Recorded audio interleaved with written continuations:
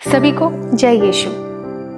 जब भी हम गिरजाघर में प्रवेश करते हैं, हम मुख्यतः छोटा क्रूस और बड़ा क्रूस देखते हैं। ये क्रूस चर्च में क्यों पाए जाते हैं? आइए इस रहस्य को आज हम समझेंगे। कैथोलिक कलीसिया के भीतर वेदी पर या उसके पास स्थित बड़ा क्रूस और छोटा क्रूस केवल परंपरा नहीं बल्कि विश्वास के गहरे स्तंभ है। जब हम चर्च में प्रवेश करते हैं तो हमारी दृष्टि सबसे पहले क्रूस पर जाती है। कैटेकिज्म ऑफ कैथोलिक चर्च में 1182 में हमें पढ़ने और सीखने को मिलता है कि वेदी प्रभु के क्रूस का प्रतीक है।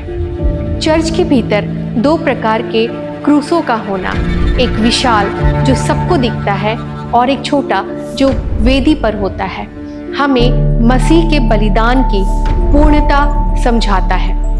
पुराने नियम के अनुसार क्रूस का पूर्व संकेत जो हमें पढ़ने को मिलता है गणना ग्रंथ अध्याय 21 पद संख्या 9 में, जिसमें जब इजरायली मरुभूमि में भटक रहे थे और पाप के कारण संकट में थे, तब ईश्वर ने मूसा को पीतल का सांप बनाने का आदेश दिया और जो कोई उस सांप की ओर देखता वह चंगा हो जाता।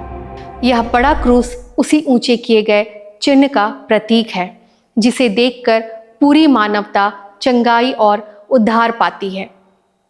नए नियम के अनुसार मसीह का पूर्ण बलिदान अर्थात जो हमें पढ़ने को मिलता है संत यूहन्ना के पत्र अध्याय 12 पद संख्या 32 में, बलिदान से जुड़ा है। संत मत्ती अध्याय 26 पद संख्या 26 से 28 में अंतिम ब्यारी के समय यीशु ने स्वयं को अर्पित किया। छोटा क्रूस यह दर्शाता है कि वेदी पर होने वाला मिस्सा वही कलवारी का बलिदान है जो आज हमारे लिए वर्तमान हो रहा है।